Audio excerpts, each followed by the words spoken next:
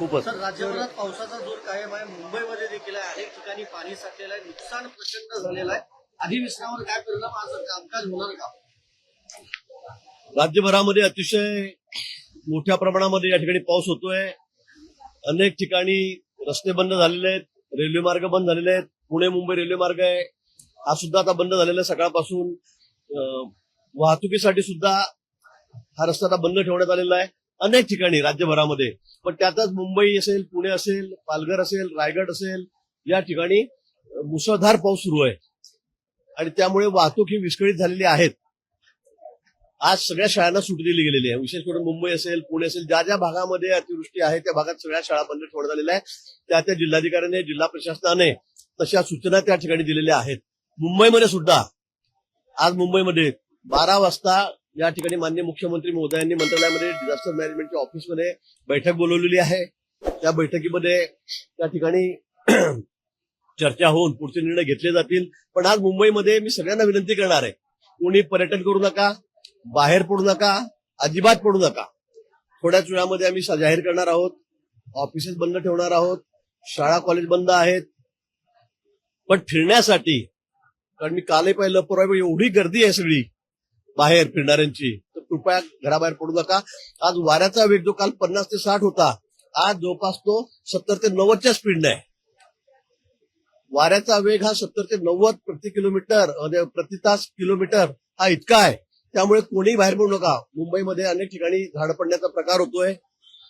हवेमुळे, जास्त वाऱ्यामुळे अजूनही झाड पडण्याची शक्यता आहे. मग आपण झाडाखाली उभे आहात, आपली गाडी चाललेली आहे आणि त्या अशा ठिकाणी दबून खूप मोठा नुकसान किंवा जीवितहानी होण्याची शक्यता आहे. आणि म्हणून शक्यतोवर आज बाहेर पडूच नका. आज आणि उद्या काही ठिकाणी रेड अलर्ट दिला गेलेला आहे. त्यामुळे आमची सर्वांना विनंती आहे की कुणीही विनाकारण कुणीही बाहेर पडू नका. ग्रामीण भागातले आमदार पोहोचणार, मंत्री पोहोचू शकत नाही. काय नेमकं अधिवेशनाचं कामकाज सुरू राहणार आहे का? कारण मुंबईतले फक्त मुख्यमंत्री येऊ शकतात. थोड्याच वेळामध्ये या संदर्भातला निर्णय होईल. माननीय मुख्यमंत्री महोदय आहेत, आमचे मान्य विधानसभेचे अध्यक्ष आहेत, मान्य सभापती आहेत विधान परिषदेचे, त्या या बाबतीमध्ये निर्णय जाहीर करतील. पण मला वाटतं की आज आणि उद्या अतिशय मुसळधार पाऊस आणि वादळ या ठिकाणी हवामान खात्याने दाखवलेलं आहे. त्यामुळे आपण कुणीही बाहेर पडू नका. परवा वॉटरफॉल, धबधब्याच्या खालच्या ठिकाणी बघायला गेले, 2 मुलं जिवारी त्यांना जावं लागलं तरुणांना. आणि म्हणून माझी पुन्हा विनंती आहे, अनेक जण पावसाची मजा घेण्यासाठी अजूनही फिरत आहेत, कोणीही बाहेर फिरू नका किंवा पोलिसांना मग सक्तीच करावी लागेल.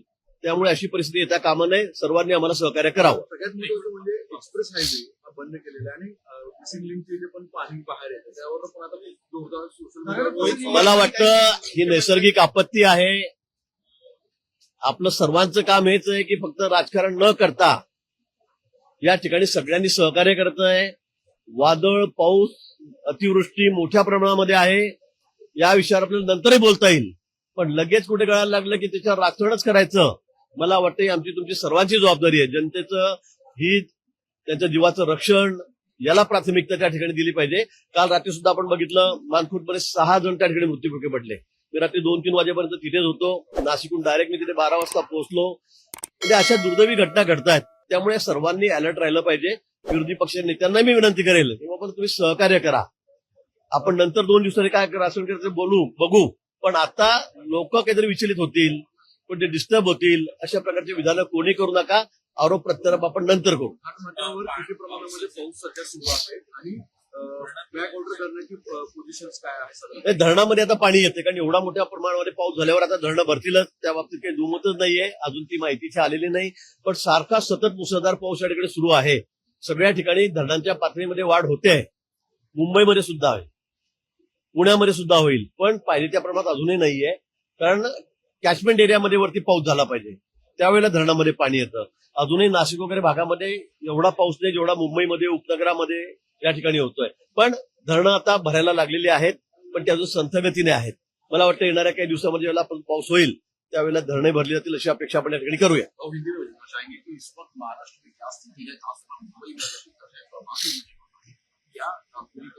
महाराष्ट्र में बहुत बारिश हो रही है, हवा भी बहुत तेज चल रही है और मतलब मुझे लगता है कि सभी जो लिमिट्स है, मतलब हर साल जो बारिश होती, कई सालों में ऐसी बारिश हुई नहीं होगी, ऐसी बारिश मुंबई में उपनगरों में भी हो रही है, कई जगह हो रही है महाराष्ट्र में, और इसीलिए अलर्ट दिया गया है। 4-5 जगह रेड अलर्ट भी है, ऑरेंज अलर्ट है, और हवा जो चल रही है वो बहुत तेजी से चल रही। कल का हवा का स्पीड जो था वो 60-70 तक था, 50 से 70 तक रफ्तार से, 1 घंटे की रफ्तार से 50-60 किलोमीटर की रफ्तार से चल रही थी। आज दोपहर से अनुमान है 12 बजे के बाद 70 से 90 प्रति घंटा किलोमीटर ये चलेगी। और इसलिए सभी से अनुरोध है कि कोई भी बिना मतलब घर से बाहर ना निकले। बिना मतलब क्या, घर के बाहर निकले ही नहीं, क्योंकि बहुत सी जगह ऐसी है जहां पेड़ गिर रहे हैं, नुकसान हो रहा है, कई जगह लोगों की मतलब जान जाने की भी आशंका है, 2-4 जगह ऐसी घटना भी घटी है। इसलिए सबसे अनुरोध है कि आज घर के बाहर ना निकले। आज ऑफिसेस है, स्कूल है, कॉलेज है, इनको भी छुट्टी दी गई है। थोड़ी देर में माननीय मुख्यमंत्री 12 बजे डिजास्टर मैनेजमेंट के ऑफिस में, कार्यालय में एक मीटिंग लेने जा रहे हैं। उसके आगे की जो भी क्या एक्शन लेना है वो वहां पर बताएंगे। थोड़ी देर में विधानसभा का सत्र शुरू होने जा रहा है 11 बजे। अभी बस 20-25 मिनट बाकी है। मुझे लगता है विधानसभा के अध्यक्ष है, हमारे सभापति विधान परिषद के, सदन के बारे में वो भी कुछ मालूमात देंगे, क्या करना है क्या नहीं, वो यहाँ पर निर्णय देंगे। मुंबई पुणे पूरी ट्रेन बंद है, रोड से भी सभी ट्रैफिक मतलब बंद कर दी गई है। पानी रास्ते पे बहुत है, कई जगह पेड़ गिर रहे हैं, कई जगह मिसिंग लिंक वगैरह में भी थोड़ा लीकेजेस वहां पे है। लेकिन मुझे ऐसा लगता है कि बारिश ही इतनी हो रही है, घमासान बारिश शुरू है, और इसीलिए मैं सबसे अनुरोध करूंगा कि कोई ट्रैवल ना करे, घर के बाहर ना निकले। बहुत ही इमरजेंसी है कोई तो ही बाहर निकले, अदरवाइज कोई घर के बाहर ना निकले, क्योंकि पेड़ गिरने की आशंका भी बहुत ज्यादा है। हम लोग देखे कल भी 200-250 पेड़ लगभग मुंबई में गिरे हैं। तो ये गिरने के कारण कोई गाड़ी पे गिर गए, कोई खड़ा है वहां पे उसके ऊपर गिर गया, तो जान माल का नुकसान होने की बहुत आशंका वहां पर है। इसलिए मैं सबसे अनुरोध करूंगा शासन की तरफ से कि कोई भी पर्यटन ना करे, कोई बीच पर ना जाए, कोई बारिश का मजा लेने के लिए बाहर ना घूमे।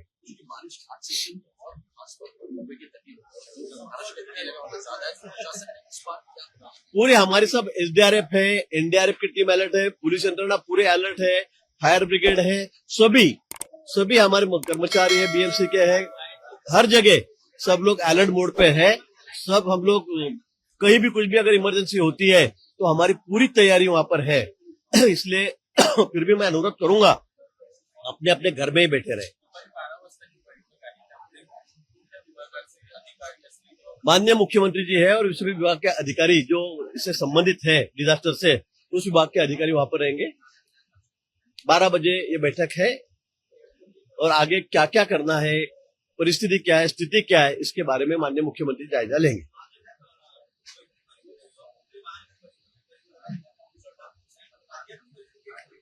राज्यामध्ये सर्वत्र पाऊस सुरू आहे।